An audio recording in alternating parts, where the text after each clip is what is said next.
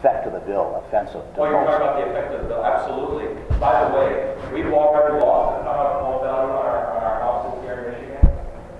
If cap and trade bill passes, that's another hit on our home values because it's going to require every single one of our homes to pay a bill or pay a fine or to fix our homes up to a standard that the EPA deems necessary, which are people that you didn't vote for. But in the health care bill, there's also a portion, depending if your house falls into it, you'll pay 3.5% sales tax on your house. On your house. Why should that be in the health care bill?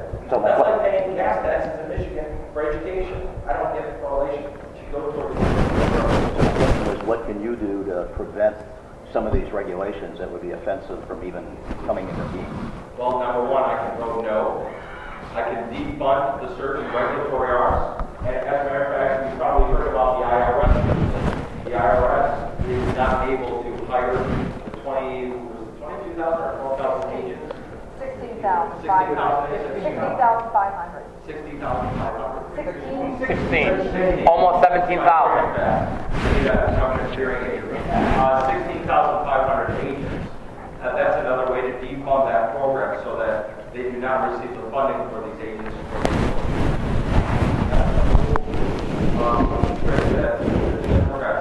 Many times, but I don't like to go that way, but we really need to start looking at defunding certain programs. We may not be able to turn them around for these employers. We're going to go over here and come right back, sir. Yes, sir. I'm a doctor who came 57 years ago with Netherlands. So I know all the bad things about social class medicine because I lived them. And that's what I'm saying. Most politicians make great statements. So far today, they haven't done that. And you have. Yes. Imagine that they have to do something with their arms.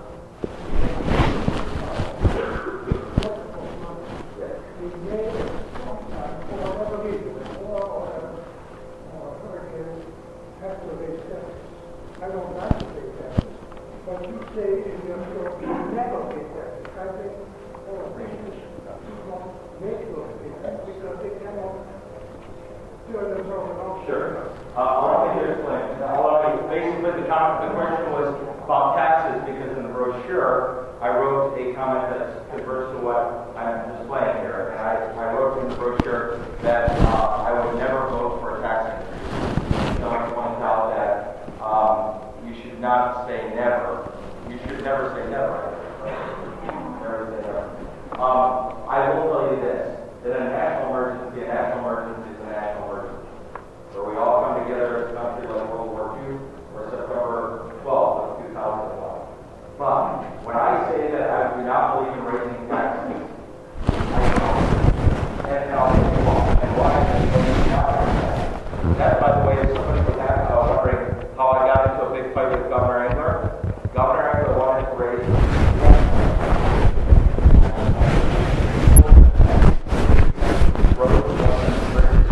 you remember? And I fought him because I thought it was extremely regressive. And after a 2.5-hour battle, where finally it elevated from a nice conversation to a conversation of pejoratives and screaming at me, I walked out of his office and the door was open. And I said, Governor, I voted for you. You didn't vote for me. I don't believe in this. And he said, he basically told me that I will never amount to anything more than a pimple on a barnacle. Now, being an Army guy, I didn't know what a barnacle was. But I looked it up and now I do. And I hope I'm never a pimple on a barnacle. But I will tell you this much, that I wasn't for taxes then and I'm not for taxes now. I will tell you that I believe that taxes are very regressive. Now, are taxes needed? Yes.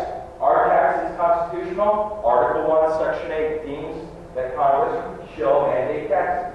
Yes. We have a community good. We have infrastructure. We have police. We have fire. We have to pay for this. Yes, I think all intelligent minds will agree with that. But where does government stop? Where does government continue to grow and offer more and more and more? For example, and I know that I may offend some of the golfers. I'm getting in the weeds here, but I'll be blunt with it. Because I don't want you to vote if you don't think that I'm going to be honest. We have a county that owns golf courses, that competes with private golf courses. Is that fair? private industry. And in Michigan, we have MEGA, the Economic Growth Authority. Why is the government picking winners or losers in business? And worst off is the biggest offender of them all. A gentleman that I used to think that was a friend, Mitch Albom. If any of you have listened to Mitch Albom on WJR, Mitch Albom, on one of his programs, talked about the fact that Michigan should definitely give the movie tax credit. Do you remember this? The movie tax credit. It'll bring so many businesses and jobs to Michigan. Let's give the movie tax credit. Well, if it's good enough for the movie tax credit, it should be good enough for all business. Right. I'm a strong believer that the Obama administration didn't need to pass a stimulus. If they would have passed the best stimulus of them all, and that is tax cuts, I don't believe government should be giving big checks to Goldman Sachs and AIG. They should allow you to keep more of your money, and you will either spend it, save it, or pay off your encumbrances. And that's the best government of all.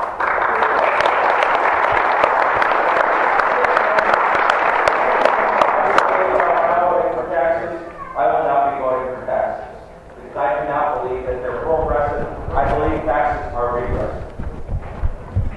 Yes, sir.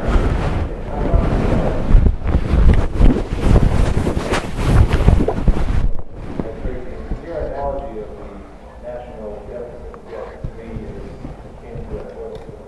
We haven't been able to solve the oil spill yet. We haven't been able to cap it, let alone clean it up. I think everybody here is in agreement that we got to stop spending. But you got a group here of people who are either approaching Medicare or at Medicare age. We've all been becoming, as you were referring about social issues, we're all junkies for some kind of entitlement or the other. How are you going to stop the oil from flowing? And then how do you change this whole society? Wants what it wants. It wants to fix things, but I want to grow your arms, but not much. Sure. First, allow me to just say something about the oil spill, and then keep me out on the message if you don't mind. The oil spill, to me, is heart-wrenching. I grew up in a country where I remember watching videos. I was too young still. I'll tell you where I was born. I was born in the last 2 days of 1968. So I wasn't there when John F. Kennedy, nor did I see the TV set John F. Kennedy talking about landing a man on the moon. But I saw the videos of when John F. Kennedy said, "We will land a man on the moon." And nobody believed it was possible, but it was a mission. And we were Americans, and we believed if you could dream it, if you could see it, if you could visualize it, you could do it. And now, just to touch on that point, my heart hurts for what is happening in the Gulf of Mexico. For over 86 days now, we've watched that country. And do you not feel like I do, and I have to make sure that we're age appropriate here, but if you don't feel like I do, I don't know, if maybe I'm feeling something else, but do you not feel that our country is impotent to solve this problem, this man-made problem? We could land a man on the moon, but we're impotent in solving a problem that we caused. Because we've lost our innovation, our drive, and everybody's looking around, how are we going to solve this? But yet our environment, our ecosystem is being destroyed. Well, I come from the perspective, bear with me for 1 second, just 1 second. I come from the perspective that if I were in Congress or the president, and I know this is a little bit off message